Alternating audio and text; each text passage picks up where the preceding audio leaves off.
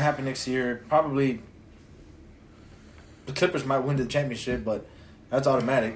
Well, nothing's automatic. We know that. I don't even know LeBron will.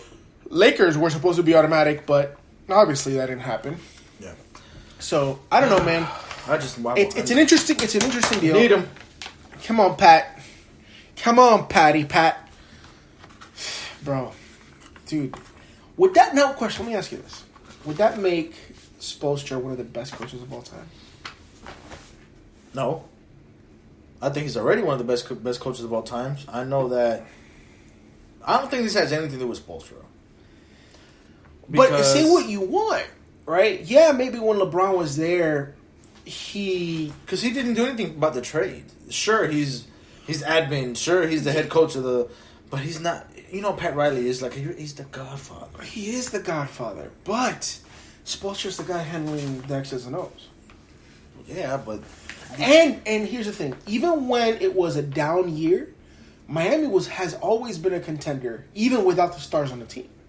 If there's any coach out there that can coach, well, we know Doc Rivers is Butler in the same team is going to be Spoelstra. Yes, I think for sure. I think that's what he specializes in. He's a player's coach. I think that he's going to do the. I think he's going to do the work. He's an X's and O genius. Yes, I think. I mean, fuck. You know, he has a mentor that goes, "Hey, how do you work this?" He just goes up to Pat Riley right next door. He's like, "Hey, Pat, this is going to work." Sign it off. All right. Bet. But it's an interesting development. I haven't been this excited for Miami Heat basketball in a while. I just hope they keep those Miami Vice jerseys because they look so stinking good. I 100% am going to buy one before it's gone because they're so fresh. So fresh. I like the black one. That black one looks. Oh yeah, black is nasty. I like the white one too, but definitely black. Yeah. Anyway, that's what's up. How about our boy, man? We're back to Masvidal, bro. We're gonna talk about him again, dude. Let's do it. So, besides having the fastest knockout in UFC history this past best Saturday, press clippings of all fucking time, bro. Best press clippings of all time, dude. What do you think about him on the mic? He's not gonna cut a promo, but I think just him being himself. He is so himself, and I love it. I mean, somebody asked him a stupid question, which was, there are people saying, "Why did you hit Askren twice after he was knocked down?" What do you mean? Oh, what do you mean? It was totally necessary. Yeah, he was totally necessary. No, he didn't say totally. I'm gonna be verbatim. Watch. What do you mean? Oh, because he was knocked down, and you hit him twice. He goes, okay, well, people are saying that it wasn't necessary. He goes, it was super necessary. It was super necessary. Super is a really Miami thing to say, by the way. Super necessary. Yeah. Super necessary. Yeah. Bro, when he said that, I couldn't stop laughing. It was great. I loved it. I couldn't stop laughing. And I thought that people just love he laughed at the whole part, and he was like, I thought he was going to get up. He started laughing. Well, and he used that same excuse whenever he slapped up with it, the 3 pieces of Minnesota. Yeah. When he slapped him up, people was like, he was like, I thought he was gonna, I was just defending myself, and bro, he laughed a little bit. It was great. Dude, what I love about him is that he's so. Dude, it's like it's authentic, bro. He's so Miami, is what it is. It's not just Miami. Bro, we know people that are like him. He's Fulano from down the street. You know what I'm saying? He's that one dude in school that you like he would throw a piece of paper at the teacher and be like, "Nah, it wasn't me." Freaking Marquito, bro. Marquito from Lao. Yeah, bro. He's the dude that would steal your bike and tell you it ain't yours. Damn. You know what I'm talking about? Like it's like you want to hate him, but you fucking love him. So I have a really, really good friend of mine that hopefully we can get him on a podcast one day. He's the CEO. One of the CEOs of an app here that's going to be launching here very soon. I'm very proud of him. A fitness app. It reminds me a lot of him. Not like the thuggish side, because Enrique is not. Just ese travieso. Nah, it's the Miami look. He back in the day in high school, we both had long hair. He had like that long wavy hair too, and it just every time I see him, and he had like that lanky body. he just reminded me of my friend, man. Every time I see him, I'm like, yo, that's my boy right there. He's like you said, like guy from down the street. Yeah. No. For real. But, like, bro, and even then, right, it was just, like, the whole time. And to me, it was just, like, seeing him and the way he handled the media, he was like, dude, I don't like doing this, but if I'm going to do it, I'm just going to be me. Yeah. And it was amazing. The internet went on fire. Did you see all the different kinds of freaking... Internet's undefeated. Did you see the Rick and Morty one? Yes, I was just going to say that. The Rick and Morty, he sent them to the butt crack dimension, bro. Oh, my God. That was unreal. And apparently the guy's been doing that for a while. Yeah, he does it. Oh, he's the guy that did the one for Brazil. He's like, remember when he knocked him out and Brazil just walked off? Yeah, that was it. That was him. Jesus. Same guy. That's great. It's good at what he does. It's hilarious, bro.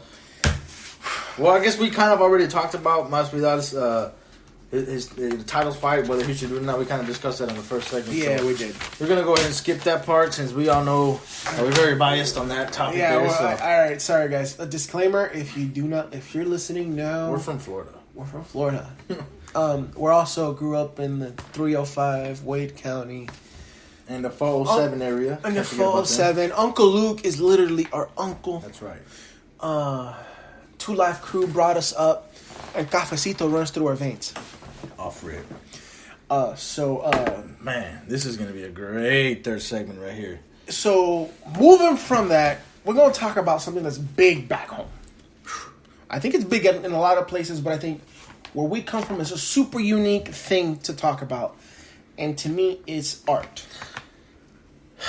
I mean, it is very, I guess the only word that comes to my head is very abound where we come from. But you know what? Art is something that everybody, and art isn't one thing. No, it's not. Art is a branch of all kinds of different skill sets and hobbies or things that people like to do that anybody at any point at any time in the world can relate. Yeah. It's what brings people together. It's what it's what separates a lot of people too. True, separates and yes, 100%. All art. Now I can't talk. I've been talking too much already.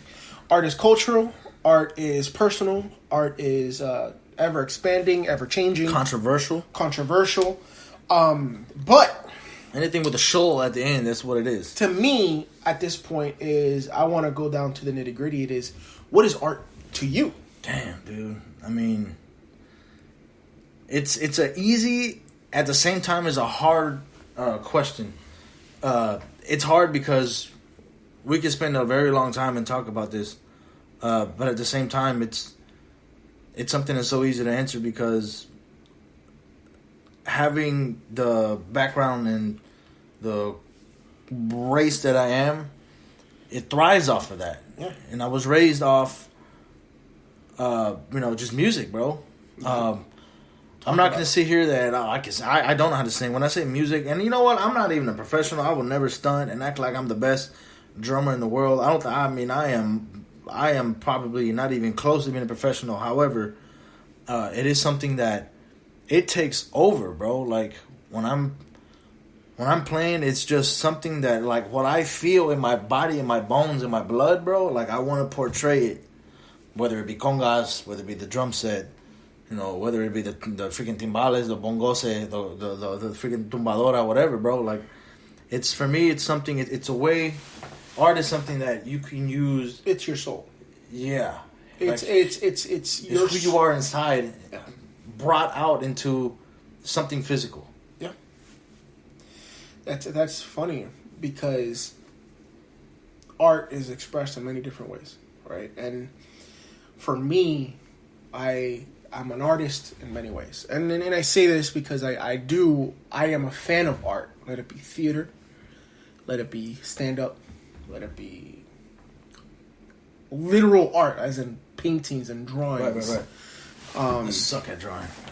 Painting. I think one of the ones that I find to be the most beautiful is martial arts, like the fighting and the mental aspects of it, like creating something out of yourself, out of nothing, right? It's beautiful to me. Like this podcast, yeah, it's two dudes talking, but it's a form of art.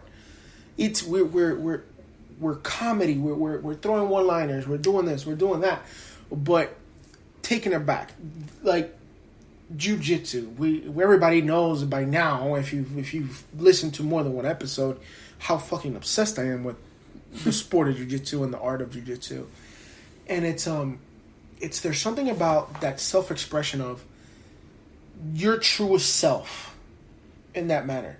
Kind of like the way you were saying, when you play, it's like your soul pours out and it's like who you are. Let it be, the conga, the tumbadora, whatever. All of a sudden, to me, it's, I'm happy. it's oh, dude, it's like it seems violent, but in my head it's the most peaceful place in the world, and it's just, it flows, it comes through. But it's that same feeling happens when I get into a deep piece of art, or when I'm writing an awesome paper, or expressing myself through writing. It's that, it's kind of like the Book of the Seven Rings. It's like, know the way broadly and the way specifically. It's that form of self-expression that becomes art. Being good with words. Like the lady that, I'm going to update our bio now, but the lady that helped us with the bio. How beautiful was that writing? Yeah. Like, I never thought of expressing... Dude, I was like, who is that guy? Who's that person? Wow. That's not me. I'm a great guy. but she's an artist in that fashion. Yeah. I wish I could write like that. Eloquency with words, yes. Like very eloquent. Oh my God. And that's kind of what sparked this topic. I was like, this is an art form.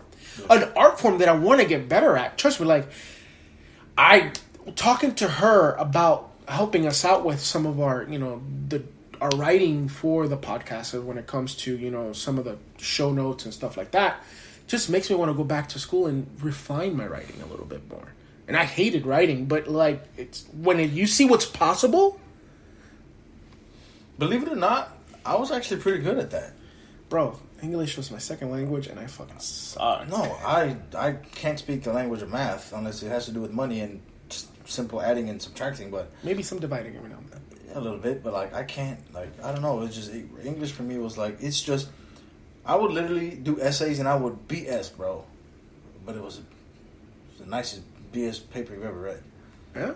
I don't know. I've had teachers come up to me at the end of the class because I don't even match what I put on the paper. They look at you, what the hell? This guy wrote it? Like, bro, it's like, take for example, when it comes to writing, right? Take a dope. I don't know who your favorite rapper is, but I'm gonna take one of my favorite rappers of all time, right? Nas. And you read his lyrics on paper, you're like, that's a beautiful poem. Yeah. Thought provoking. Puts you in the picture. And all of a sudden you're like, there are people, just like there are amazing fighters, amazing artists, amazing, musicians, that they take it to that place. And to me, when I think of art, you think of the Marlon Brandos of the world. You think of, you name any great actor, Sidney Poitier, so many names. I'm drawing a blank, but yeah. It's, you read a lyric and you're like, wow, that's a picture. That's a picture. That's a picture. And the same thing when you listen to a dope drummer. Or take it back to our culture, a conguero. A conguero, that he gets that, 30 seconds in a song to paint his picture. Well, here's the deal with congas, and it's naturally derived from spirit calling, spirit summoning. Yeah. And I can hear it and I can see it happening. Well, I mean, it's something that's beautiful, bro. Yeah. But it's scary and dangerous. There's a lot behind that music that it comes from the African culture. Man. It's at least I know that in our island, bomba or rumba, it's very based on santeria and witchcraft back in our culture, but you still can't deny the rhythmic hypnotism that it brings. It's amazing. And the difference. It's you hear when you hear tumbao beat, and then you hear one drummer talk to the other using the drums. It's ancient, bro. It's something that You know, you hear the guy go. So